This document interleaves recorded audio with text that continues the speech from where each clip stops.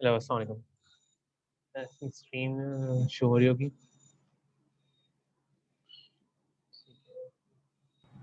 Yes sir. तो last class में हमने वीटीसी कर्व देखा था। इसको वीटीसी कर्व कहते हैं। और ये कह लें कि इनपुट और आउटपुट का अगेंस्ट वोल्टेज कर्व होता है। तो इसमें वीजीएस इनपुट होता है, वीटीएस आउटपुट होता है। तो ये डिफरेंट रीजन्स थे, जैसे बीजीटी में था, सिमिलरली इसमें भी था। तो अब इसमें जैसे ये रीजन आपका कट ऑफ होता है, ये आपका सैचुरेशन था और ये आपका ट्रायोड था। मतलब इसको जो लाइंस हैं आपकी, तो ए और पी लाइन पॉइंट्स हैं, वो इन रीजन्स को डिवाइड करते हैं।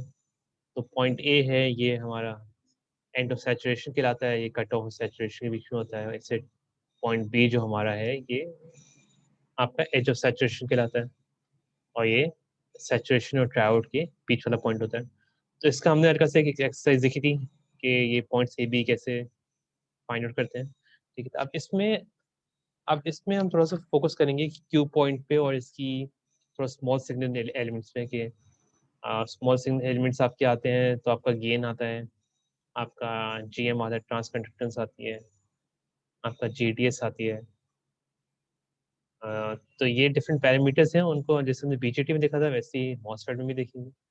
तो ये एक सर्किट है, सिंपल सा कॉमन सोर्स है, क्योंकि इनपुट पे गेट पे आ रहा है और आउटपुट ड्रेन पे। तो इनपुट बेसिकली दो डिफरेंट चीज़ें होती हैं। जैसे एक आपका कह लें कि डीसी वोल्टेज होता है, और उस डीसी वोल्टेज के ऊपर एक आपका एसी सिग्नल होता है। तो इन जैसे स्मॉल VGS जो लिखा होता है, ये आपका एसी होता है, कैपिटल VGS आपका डीसी होता है। फिर इन दोनों को मिलके एक इंस्टेंटेनियस वोल्टेज बनता है, इसमें V स्मॉल और GS कैपिटल होता है।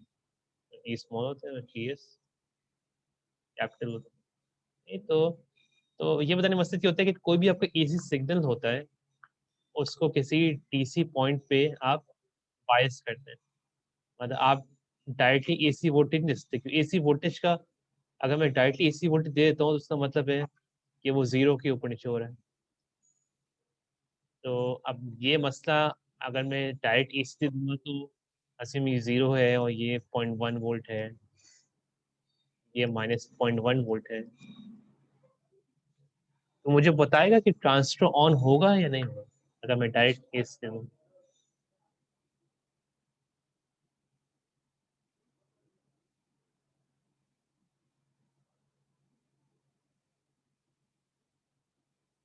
हम्म?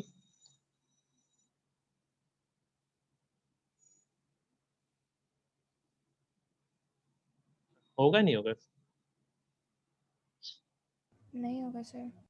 क्यों नहीं होगा? क्योंकि इसका आपका अगर 0.1 वोल्टेज जाता है VGS, तो हमें सैचुरेशन इवन ट्रायोड रीजन में आने के लिए VGS पहले तो ग्रेटर देन VT होना चाहिए। तो आपका VT अजीब 0.4 0.5 वोल्ट होता है, टेक्नोलॉजी टेक्नोलॉजी 0.2 वोल्ट होता है, तो वो कभी ट्रांजिस्टर ऑन नहीं होगा। तो ये तो हमें ट्रांजिस्टर को हमेशा ऑन करने के लिए हमें किसी डीसी कंपोनेंट देना पड़ता है, जो क्यू पॉइंट बाइसिंग कहलाती है, जिसके से हमने क्यू पॉइंट का देखा था। हम इतना हायर वोल्टेज देते हैं, अज्यूमिंग 0.7 0.8 वोल्ट दे देते हैं, जैसे 0.7 दे दिया हमने assume करके, और उस पर हमने स्विंग दे दी, ये 0.8 गया और ये 0.6 गया। तो पहले बात बात तो ये होती है कि डीसी पॉइंट ऐसा होना चाहिए कि वो सैचुरेशन रीजन में लाई करे, और वो मतलब ये पूरा सैचुरेशन रीजन है आपका। अब हमने ये भी देखा था कि सैचुरेशन रीजन मतलब एज एन एम्पलीफायर काम करता है। मॉसफेट में अगर सैचुरेशन रीजन में है तो एज एन एम्पलीफायर काम करेगा, इनपुट सिग्नल को एम्पलीफाई करके आउटपुट सिग्नल पे शो करेगा। तो यही काम होता है हमारा एम्पलीफायर का भी। तो हमें नॉर्मल जो triode region, cut off region है, वो ये काम नहीं करते।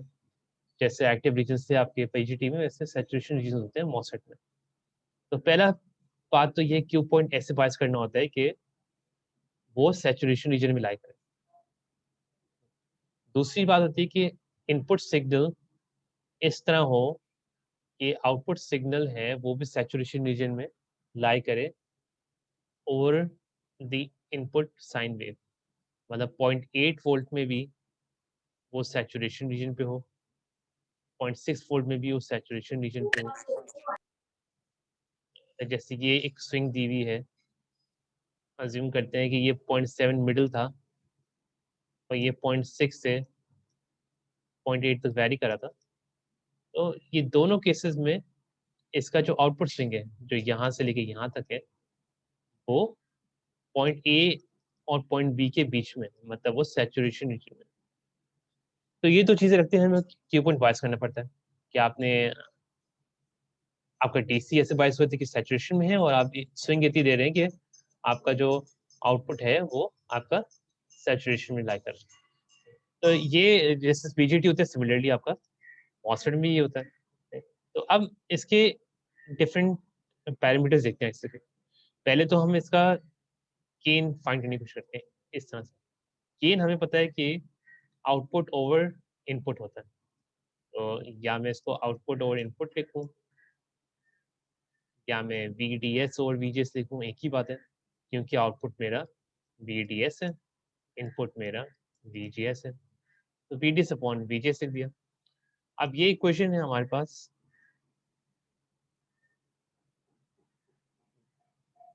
ये इक्वेशन हमारे पास VDS equals to VD minus IDRT, ये आपका IDRT की इक्वेशन है। तो VDS equals to VDD minus ये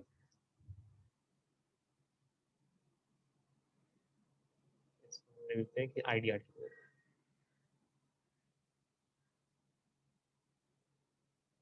नहीं तो ये तो सबको पता है इक्वेशन, ये restrict cross drop minus VDD is equal to VDS। तो उससे हमारी ये क्वेश्चन आ गई। आईडी की जगह आपने पूरा half mu n CUX WL VGS minus VT square लिख दिया क्योंकि सैचुरेशन रीजन में। तो आप इसको अगर मैं, ये VDS पार्ट है मेरा, VDS को अगर मैं डिफ्रेंशिएट करूंगा विद VGS, सिमिलरली जैसे y is equal to mx plus c होता है, अपनी मैथ्स रिकॉल करें तो उसमें अगर मैं dy ओवर dx करता हूँ तो क्या होता है, मतलब m हो जाता है और ये c है 0 हो जाता है। तो वो चीज़ हमने यहाँ भी की है, ये VDD कंपोनेंट था, ये कांस्टेंट था, तो ये आपका 0 हो गया था और बाकी ये पूरा जो कंपोनेंट है ये विद रिस्पेक्ट टू VGS एक डेरिवेट हुआ है। तो ये कांस्टेंट है, ये बाहर ऐसे ही आया, VGS माइनस VT स्क्वायर क्या हो गया 2 टाइम्स VGS माइनस VT हो गया। तो वो ड्राइव करके एक dVDS अपॉन dVGS की इक्वेशन ये बनी थी, माने 2 कैंसिल हो गए KNRD times V over drive. और ये dVDS dVGS आपका गेन के बराबर है, तो गेन की इक्वेशन आपकी ये आ रही है। अगर मैं इसको सिंप्लीफाई करूँ तो कि minus KNRD V over drive. ठीक है, तो हमने इस इक्वेशन से VDD माइनस IDRD से हमने इसको ड्राइव करा है और हमारे गेन की इक्वेशन हमारी क्या आती है। अब ये गेन की इक्वेशन हमें एक तो चीज़ें बता रही है, एक तो चीज़ हम ये बता रही है कि गेन आपका नेगेटिव है। नहीं तो गेन नेगेटिव मतलब अगर मेरा इनपुट पॉजिटिव है, इनपुट स्विंग अगर ऐसी है तो मेरी आउटपुट स्विंग इन्वर्टेड आएगी क्योंकि मेरा इनपुट बढ़ रहा है, मेरा आउटपुट कम हो रहा है। नेगेटिव साइन ये बताता है। तो मेरा अगर इनपुट मेरा पॉजिटिव है तो मेरा आउटपुट नेगेटिव, तो ये आप इसको वही V आउट ओवर V इन से कर सकते हैं।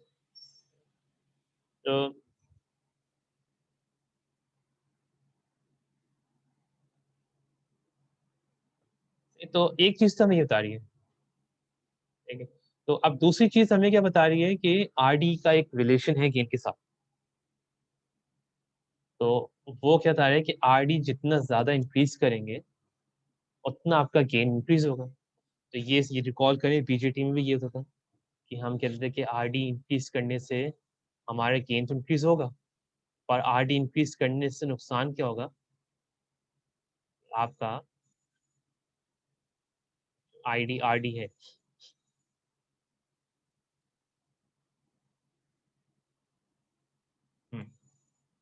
आर डी इंक्रीज होगा तो वीडीएस डिक्रीज होगा। अब वीडीएस अगर डिक्रीज होगा तो आपका जो सेंटर पॉइंट है, क्यू पॉइंट जो आपने बायस किया हुआ था, वो अब पीछे गया। क्यों? क्योंकि आपने आरडी इंक्रीज किया तो आपका ओवरऑल वीडीएस डिक्रीज हुआ। तो पहले आपका ये था, अब आपका हाँ चला गया। अब अगर इधर बायस करूंगा मैं, नुकसान क्या होगा, मेरी आउटपुट स्विंग है वो लिमिट हो जाएगी, क्योंकि ऊपर मार्जिन इतना बचा नहीं है। सेंटर में बायस करने फायदा ये था कि ऊपर नीचे मार्जिन दोनों गिवन थे। तो यहाँ अगेन वही बात आती है कि आपको गेन कितना चाहिए और आउटपुट स्विंग कितना चाहिए। क्यू जो पॉइंट क्यू पॉइंट जहाँ ये सेट हुआ है, इस पॉइंट पे गेन थोड़ा कम है, लेकिन स्विंग मेरी ऑप्टिमम है। ऊपर जितनी जाएगी उतनी नीचे जाएगी, मैक्सिमम स्विंग में ले सकता हूँ। आहिस्ता आहिस्ता मैं ऊपर जा रहा हूँ तो मेरा आरडी इंक्रीज हो रहा है, लेकिन मेरा वीडीएस डिक्रीज हो रहा है। वीडीएस डिक्रीज होने का नुकसान ये है कि स्विंग लिमिट हो रही है। तो ये पॉइंट जो पॉइंट ए है, इस पे मेरा आरडी मैक्सिमम होगा। मतलब आपका आईडी आरडी है वो एक तरह से आपका कहने की वीडीडी के बराबर हो जाएगा, अज्यूम कर लेते हैं। तो आपका वीडीएस एक तरह से जीरो हो जाएगा। सॉरी, हाँ वीडी सिस्टम ज्यादा आगे चले। हाँ तो ये एक पॉइंट या जो यहाँ मसला था ये था, ये आर डी जब इंक्रीज होता है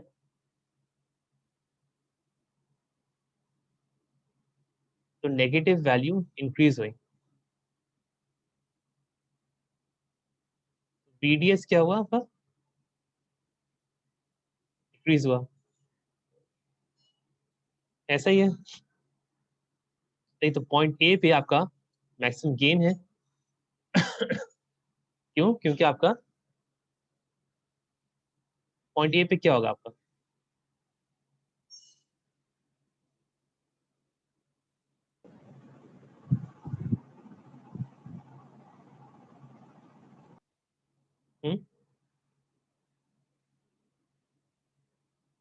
सर आईडी 0 होगा।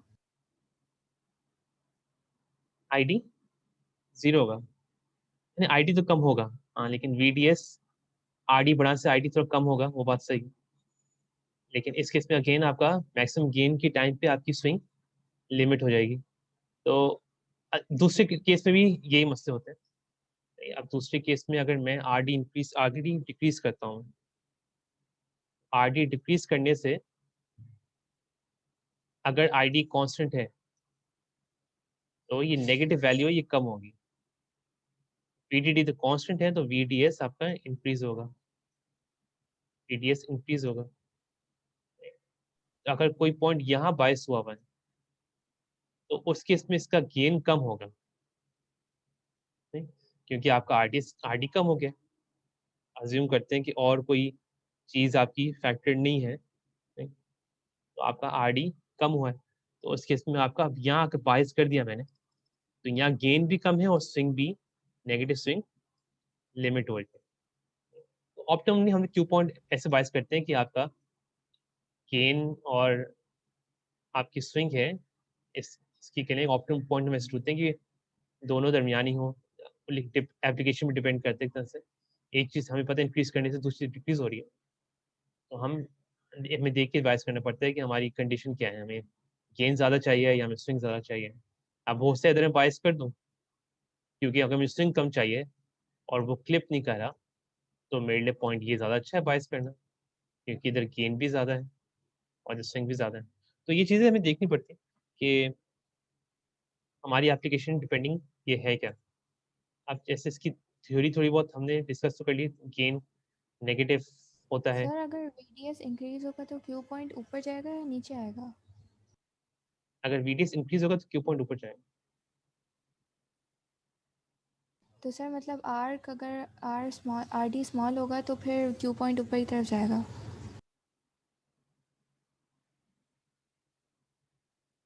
हाँ सही है, ये मैं देख रहा था कि हाँ इधर क्या होगा आपका, अगर आर डी इंक्रीज करते हैं तो क्या होगा आपका, बीडीएस इंक्रीज, बीडीएस डिक्रीज होगा, सॉरी। तो ये मैं हाँ गलत कराते थे। आर डी इंक्रीज करने से आपका नेगेटिव वैल्यू इंक्रीज होगी, तो ओवरऑल बीडीएस डिक्रीज होगा। तो आगे क्यू पॉइंट अगर आप इधर बाइस करेंगे तो फिर आपका गेन ज़्यादा आएगा कंपेयर टू पॉइंट जो हम पहले कंसिडर कर रहे थे इस पॉइंट पे। तो ये एज ऑफ सैचुरेशन है, तो ये पॉइंट वो होगा जिसमें आपका मैक्सिमम गेन कंसिडर कर सकते हैं। लेकिन अब यहाँ बाकी चीज़ें भी देखनी होगी आपको। वो चीज़ें क्या होती हैं कि आप आरडी इंक्रीज कर रहे हैं ना, तो उसको काउंटर करने के लिए आपका वीजीएस तो या वीओ ड्राइव तो डिक्रीज नहीं हो रहा, क्योंकि अगर ऐसी कंडीशन हो रही है ना, अगर आपका आरडी इंक्रीज हो रहा है और आपका वीजीएस डिक्रीज होता है तो आपका गेन कांस्टेंट रहेगा। लेकिन इस केस में अगर हम ये वाली केस कंडीशन देख रहे हैं, अभी हम मैं थोड़ा गलत बोल गया था, minus R D I D R D, उस केस में अगर करंट कांस्टेंट है और आर डी अगर इंक्रीज करेंगे तो आपका वीडीएस डिक्रीज होगा।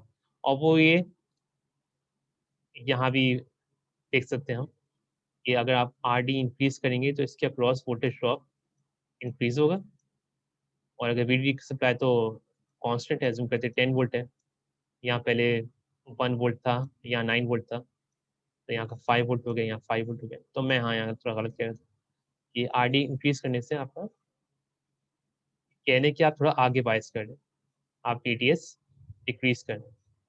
तो ये चीज़ एक तरह से ये भी है कि अगर मैं वीजीएस इंक्रीज कर रहा हूँ, वीजीएस अगर इंक्रीज करते हैं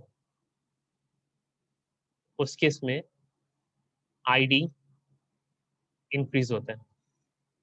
एक कंडीशन ये भी होती है कि अगर मैं वीजीएस इंक्रीज करूँ, मतलब मैं इसको थोड़ा आगे ले जाता हूँ, तो आईडी इंक्रीज होते हैं, आईडी इंक्रीज होता है तो आईडी आरडी बेशक आपका आरडी कांस्टेंट है, आपका आईडी इंक्रीज करेगा और आपका वीडीएस डिक्रीज करेगा। तो दोनों कंडीशंस हैं, दोनों केसेस में आप अगर वीजीएस इंक्रीज कर रहे हैं या आप आरडी इंक्रीज कर रहे हैं, आप नीचे थोड़ा बायस कर रहे हैं और आप गेन इंक्रीज करके आप स्विंग लिमिट कर रहे हैं। तो हो सकता है कि स्विंग लिमिट हो रही हो। अब ये, अब इस केस में अगर जो बायस किया है गेन ज़्यादा है, लेकिन इस केस में हो सकता है कि हमें स्विंग कम चाहिए हो, तो हम यहाँ इसको बायस कर सकते हैं। लेकिन अगर हमें स्विंग ज़्यादा चाहिए और ये क्लिपिंग हो रही है तो हमें ऑब्वियसली ऊपर जाना पड़ेगा कि हम स्विंग ऑप्टिमम ले सकें जितनी हम चाह रहे हैं। तो वो डिपेंड करता है एप्लीकेशन पे, कंडीशन पे। अगर कंडीशन पे है कि इनपुट स्विंग इतने पे आउटपुट स्विंग इतनी चाहिए, तो फिर आपको क्यू पॉइंट उस तरह से बायस करना पड़ेगा कि आपकी आउटपुट स्विंग है वो विदाउट एनी क्लिपिंग आपको गेन दे सके। तो वो कंडीशन पे डिपेंड करेगा। तो यहाँ हमें करेक्ट कर लेता कि आगे क्यू पॉइंट अगर आगे बायस हो रहा है, उस केस में अगर वीडीएस डिक्रीज हो रहा है तो आपका गेन इंक्रीज हो रहा होता है। तो ये कंडीशंस यहाँ गिवन है, right? तो यही कंडीशंस लेके इन्होंने एक ऑप्टिमम वैल्यू फाइंड की है गेन की। तो ये हमारे लिए इतना इम्पोर्टेंट नहीं है इस तरह से। तो इसको आप चलिए देख भी सकते हैं कि ये वही आपकी गेन की क्वेश्चन जो ऊपर गिवन थी, K N R D V O drive की, right? आप इन दोनों को इन्होंने इक्वेट किया है, मतलब इसको यानी कि अगर price of I D on V O drive square is equals to K N, और फिर दूसरा भी के एन को हमने इक्वेट किया है A V upon R D V O V minus sign का। तो उस केस में वी ओ ड्राइव और वी ओ ड्राइव कैंसिल होता है, तो आप फिर गेन की क्वेश्चन निकाल सकते हैं 2 IT R D upon V O V, जो यहाँ क्वेश्चन के मैंने। तो ये आपकी गेन की क्वेश्चन है। ये क्वेश्चन हो या ऊपर वाली क्वेश्चन हो, वो बात एक ही है, दोनों कंडीशन सेम है गेन की। 8 इंक्रीज करने से आपका गेन इंक्रीज करे। अब यहाँ थोड़ा डिफरेंट है, यहाँ आपका वी ओ ड्राइव डिनोमिनेटर में आया हुआ है, यहाँ आपका वी ओ ड्राइव न्यूमिनेटर में आया हुआ है। तो अब ये चीज़ थोड़ी सी कॉम्प्लिकेट इस तरह से हो जाती है कि इस केस में आपसे वी ओवर ड्राइव कंसिडर कर रहे हैं, इसमें आप आईडी कंसिडर नहीं कर रहे। इस केस में आपका फॉर्मूला में आईडी भी है और वी ओवर ड्राइव भी है। ठीक है, तो ये यहाँ आप कह लें कि वी ओवर ड्राइव अगर इंक्रीज हो रहा है उस केस में आईडी कांस्टेंट है। इस केस में आपका आईडी कांस्टेंट नहीं है, वी ओवर ड्राइव चेंज करने से आपका आईडी वेरी कर रहा होता है।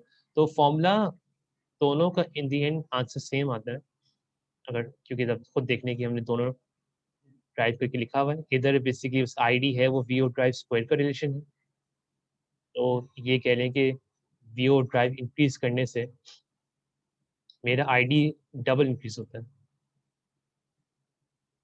और मेरा डिनोमिनेटर सिंगल टाइम इंक्रीज होता है, तो ओवरऑल मेरा गेन है वो इंक्रीज ही हो रहा है। वी ओवर ड्राइव अगर मैं इंक्रीज करता हूँ और इधर मैं अगर वी ओवर ड्राइव इंक्रीज करता हूँ तो मेरा गेन इंक्रीज कर रहा है। बेशक यहाँ वी ओवर ड्राइव डिनोमिनेटर में है, लेकिन इधर आईडी का फैक्टर है जो ज़्यादा पावरफुल है, तो वो इसको ओवर पावर करेगा और आपका गेन इंक्रीज ही होगा वी ओवर ड्राइव इंक्रीज करने से। अब ये कंडीशन है worst case ID equals to ID RD equals to V T D. तो ये बेसिकली वही बताने हैं कि एक कंडीशन है जो पॉइंट बी था हमारा, जिस केस में आपका मैक्सिमम गेन अचीव होता है। मैक्सिमम गेन अचीव करने के लिए हमें ये पता है कि V D S equals to V D S I D R D. अगर आर डी इंक्रीज करेंगे तो वी डी एस डिक्रीज होगा। तो मैक्सिमली कि अगर आर डी की वैल्यू इतनी इंक्रीज कर दें कि वी डी के बराबर हो जाए तो आपका वी डी एस जीरो हो जाएगा। तो आइडियल सिनेरियो में अगर और कुछ कंसिडर नहीं करें तो I D R D equals to V D D हम कंसिडर कर सकते हैं, जिस केस में आपका वी डी एस जीरो, कि हमें पता है वी डी एस कम करने से हमारा गेन इंक्रीज कर रहा है। तो और मैं आर डी तो इंक्रीज कर नहीं सकता कि कह लें कि वी डी एस नेगेटिव चल रहा है, वो तो पॉसिबिलिटी नहीं है क्योंकि ट्रांजिस्टर के नीचे टर्मिनल पे ग्राउंड कनेक्ट हुआ होगा। तो इस केस में एक मैक्सिमम गेन का फॉर्मूला ये बन सकता है कि I D R D equals to V D D हुआ और आपका V D D upon V over drive divide by two maximum gain की इक्वेशन निकल है। अब अगेन ये मैक्सिमम गेन पॉइंट बी पे है और इधर स्विंग बिल्कुल नहीं है क्योंकि इधर स्विंग नेगेटिव मार्जिन है ही नहीं, पॉजिटिव मार्जिन ही है बस। तो अगर कुछ साइन वेव है और उसका किसी ने एक तरह से वो है और ये एक नहीं है बिल्कुल, तो वो बहुत डिस्टॉर्टेड साइन वेव होती है। डिस्टॉर्टेड साइन वेव मतलब कि आप उसको फोर्स कर रहे हैं कहने कि पूरा स्विंग ना करने में। लेकिन लीनियर सिग्नल्स क्या होते हैं? लीनियर सिग्नल्स होते हैं कि आपका कोई इनपुट सिग्नल है, आपका आउटपुट सिग्नल पूरी साइन वेव आ रही है। अगर कहीं क्लिपिंग होना शुरू हो गई ना, जैसे नीचे क्लिपिंग होना शुरू हो गई, तो ये आपका कह लें कि साइन वेव नहीं रही, ये कोई अपना शेप चेंज करना शुरू कर दिया। शेप चेंज करना शुरू कर दिया उसने, तो ये डिस्टॉर्शन आने शुरू हो गए। तो ये प्रेफर्ड नहीं होता डिजाइनिंग में। तो अब लेकिन for the sake of argument के आपका मैक्सिमम गेन किस का फॉर्मूला क्या है, ये मैक्सिमम गेन आप कितना अचीव करते हैं थ्योरेटिकली, तो आप ये फॉर्मूला यूज करते हैं VDD upon V type divide by 2। तो अब इस केस में एक और चीज कहा जा सकती है कि आप अगर एज ऑफ सैचुरेशन में बैठे हुए हैं तो उस केस में आपका मैक्सिमम गेन क्या है, उस केस में उस केस में आपका गेन क्या है। तो हमें पता है कि अगर हम एज ऑफ सैचुरेशन बैठे हुए हैं, वो पॉइंट पी है जो, तो उस केस में हमारा जो गेन आएगा वो मैक्सिमम गेन होगा और वो ए वी मैक्स होगा। तो वो आप ए वी मैक्स वाला फॉर्म यूज करते हैं VDD upon B O drive divide by 2। तो ये चीज़ समझ आई थी। तो अभी तक हमने गेन के कुछ 2-3 फॉर्मूलाज देखे। वो आपका एक ये वाला फॉर्मूला है K N R D V O drive, एक ये वाला फॉर्मूला है, इसको बस हमने इन दो से ड्राइव किया हुआ है। और थर्ड फॉर्मूला आपका ए वी मैक्स का है जो आपका वी डी डी या twice of V D D upon V O drive. तो ये इस केस में वी ओ ड्राइव 0.2 था, टेक्नोलॉजी 0.2 से 0.5 वैरी करता है। तो जैसे नई टेक्नोलॉजी आती है वी ओ ड्राइव कम होते हैं क्योंकि ज़्यादा जल्दी ऑन होते हैं, क्योंकि अब अगेन फॉर्मूला में आपका वी अगर किसी ट्रांजिस्टर को ऑन होना है तो उसकी कंडीशन क्या होती है, VGS ग्रेटर देन VT। अगर ट्रांजिस्टर को आपने फास्ट बनाना है तो वो ट्रांजिस्टर जिसका V ओवर ड्राइव या जिसका कह लें कि VT कम होता है, तो वो उतना जल्दी VGS इतना इंक्लूड कर लेगा, इतना उसमें आ जाएगा VGS कि वो ऑन हो सकता है। तो फास्टर टेक्नोलॉजीज में VT कम होता है, स्लोअर टेक्नोलॉजी में VT ज़्यादा होता है। तो उस केस में हम कह लें कि जितना VT कम होता है उतना VO ड्राइव आपका एक तरह से ओवरऑल कम ही आता है आपका VO ड्राइव।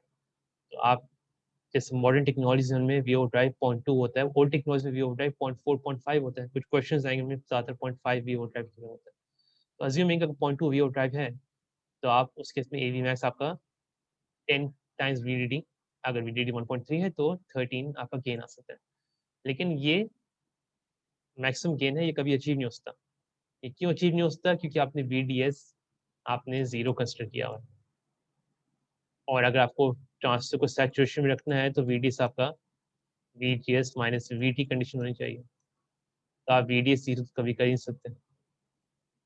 दूसरा कि आपको स्विंग चाहिए होती है तो आप बिल्कुल AV मैक्स पे आप किसी ट्रांजिस्टर को डिज़ाइन नहीं कर सकते क्योंकि उसके से स्विंग नहीं है। लेकिन थ्योरेटिकली आपका मैक्सिमम गेन आप इतना अचीव कर सकते हैं। तो रफली इसका हाफ गेन ही अचीव होता है जो थ्योरेटिकली हटता। अगर इस केस में 13 वोल्ट पर वोल्ट है तो आपका मैक्सिमम गेन 13 वोल्ट पर वोल्ट आएगा। तो अब इससे एक चीज़ और समझ आ रही है हमें कि VDD जितनी ज़्यादा होगी उतना आप ज़्यादा गेन अचीव कर सकते हैं। और VO ड्राइव जितना कम होगा, मतलब नई टेक्नोलॉजी में VO ड्राइव अगर कम है तो उस केस में आपका गेन ज़्यादा होगा क्योंकि उसको कहने कि VDS कम चाहिए होगा ऑन करने के लिए। तो ये सब चीज़ें इंटरलिंक्ड होती हैं आपस में।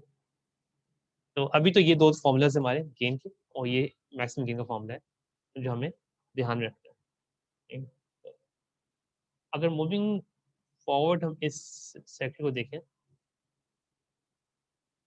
ठीक है, तो ये आपका कहने कि ID वर्सेस VDC कर्व है, और ये पैरेलल लाइंस हैं जो बहुत सारी लाइंस बनी है बता रहे हैं कि आप VGS इंक्रीज कर रहे हैं।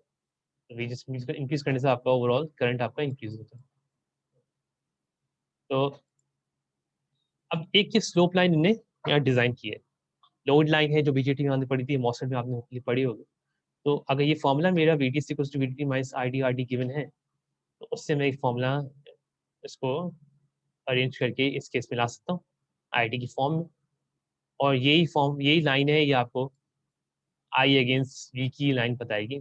आपका ID है वो Y है, आपका जो M है वो आपका क्या है 1 ओवर RD है, और आपका X है वो VDS है। तो ये आपने बेसिकली वही लिख दिया है कि MX प्लस C वाली इक्वेशन के फॉर्म में आपके आए। तो इस केस में हम पॉइंट 2 पॉइंट्स 3 पॉइंट से हम लाइन ड्रॉ कर सकते हैं।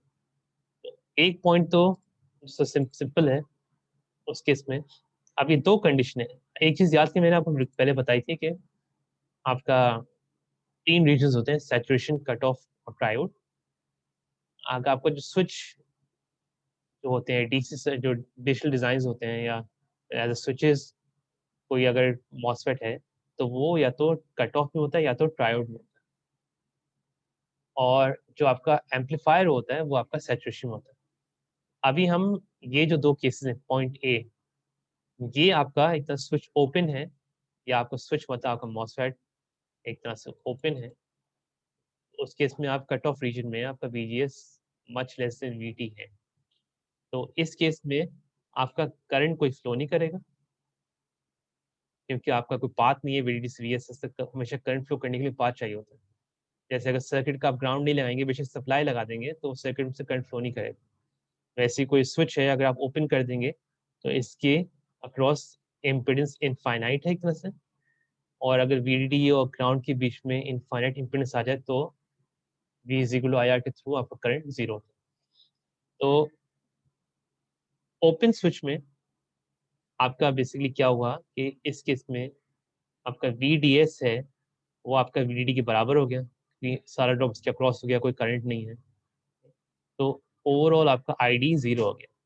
तो पॉइंट ए में जिस केस में आपका VDS इक्वल्स टू VDD है या स्विच ओपन है, उस केस में आपका करंट 0 है, आपका पॉइंट ए इस तरह से आ गया। ठीक है, अब पॉइंट सी क्या है, वो बेसिकली बता रहा है कि अब अच्छा एज अ ट्रायोड जब स्विच होता है ना, तो उसकी जो रेजिस्टेंस होती है वो बहुत कम होती है।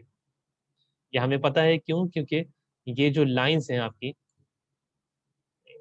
इससे हमें क्या पता चलता है कि सैचुरेशन में, क्योंकि वो स्लोप के बहुत हॉरिजॉन्टल है, तो उसकी जो इम्पिडेंस है या जो उसकी RDS है वो या 1/GDS जो होता है वो बहुत ज़्यादा होती है, और अगर फ्लैट है तो वो इनफाइनाइट होती है, लेकिन चैनल लेंथ के थोड़ा सा स्लोप्ड होता है तो बहुत ज़्यादा होती है।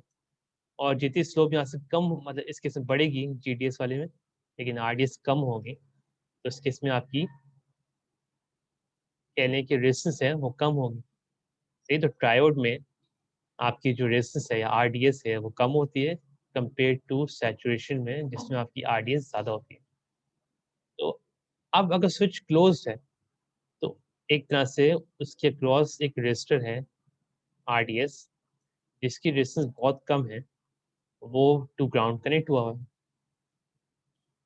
अब अब ये क्या है कि आपका अगर RDS बहुत कम है, तो उस केस में क्या होगा कि एक तो आपके इसके अक्रॉस जो वोल्टेज है वो बहुत कम हो जाएगा, क्योंकि अगर मैंने RD1K लगाया हुआ, RDS मेरा 10 ओम हो जाएगा, तो इवेंचुअली इसके अक्रॉस में कैसा VDS के अक्रॉस ड्रॉप बहुत कम है, 10 divide by 10 plus 1K times VDD।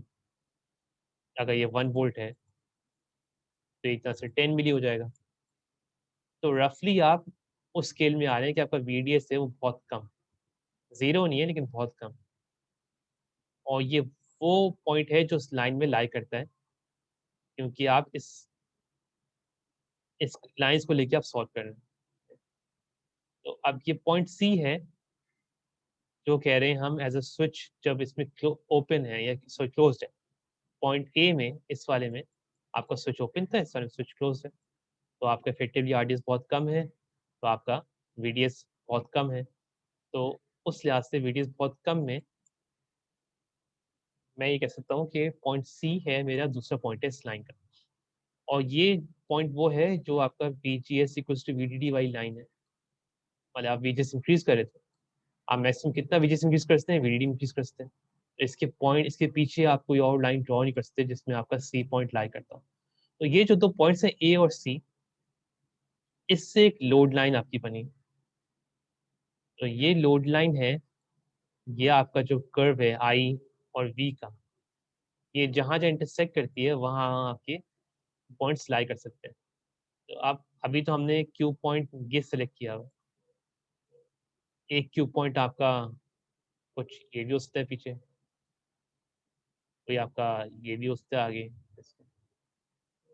और of the line Q point आप किसी और पॉइंट बायस कर सकते हैं। तो अब इनके मसले ये होते हैं कि क्यू पॉइंट वही है कि अगर आपने इस को लेके आपने इस पॉइंट पे क्यू सेलेक्ट किया हुआ है, तो आपका जो गेन आपकी स्विंग है वो आपकी मैक्सिमम अचीव होगी। अब हमें स्विंग ऐसे अचीव करनी है कि VDD हमारा एक लिमिट है और दूसरी लिमिट हमारी सैचुरेशन रीजन की हमारी लिमिटेशन।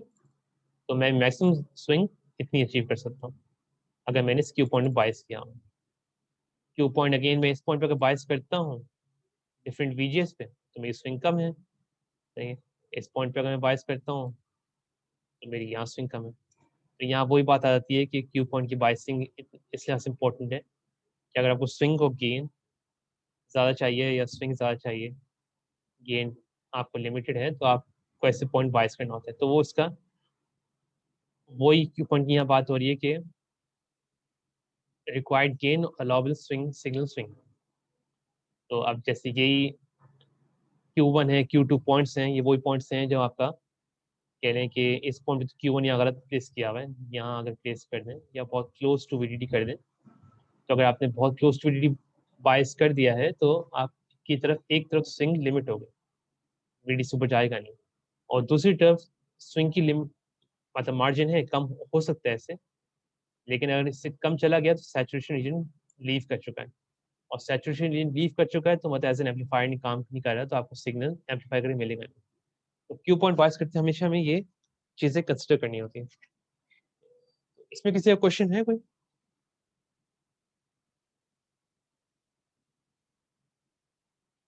ठीक है, तो नेक्स्ट टॉपिक हम स्टार्ट नहीं कर पाएंगे क्योंकि मीटिंग खत्म होने वाली है और ये टॉपिक फिर सही तरह स्टार्ट नहीं हो पाएगा। लेकिन मैं आज का क्विकली इसको रिकॉल करा देता हूँ।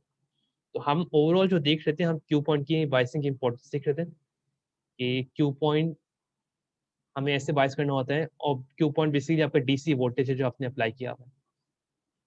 तो जो आप इस केस में कैपिटल वीजीएस देते हो आपका क्यू पॉइंट है, क्योंकि इनपुट आप वोल्टेज है डीसी वोल्टेज जो आपने अप्लाई किया है, और आप आउटपुट वोल्टेज है वो आप कहने के इस स्विंग के ऊपर आप इनपुट स्विंग और गेन से मल्टीप्लाई होकर आपकी आउटपुट स्विंग आती है।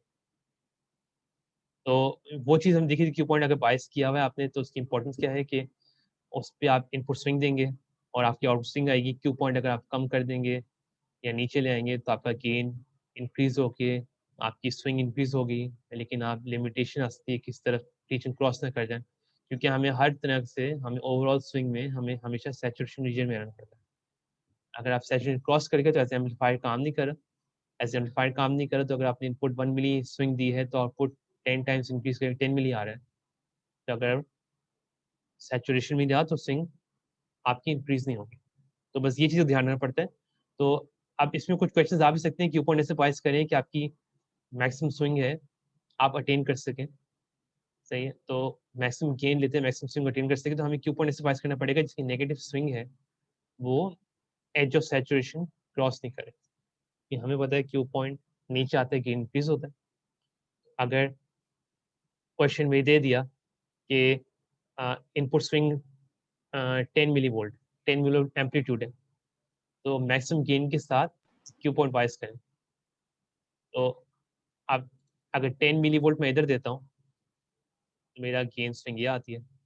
10 मिली वोल्ट मैं इधर देता हूँ, मेरी स्विंग इधर आती है, तो क्यू पॉइंट इवेंचुअली मुझे यहाँ पास करना पड़ेगा। ठीक, तो उसके लिए हमारी एक कंडीशन हमें पता है कि ये हमारी नेगेटिव एज जो सैचुरेशन पॉइंट है, ये हमें क्रॉस नहीं करना।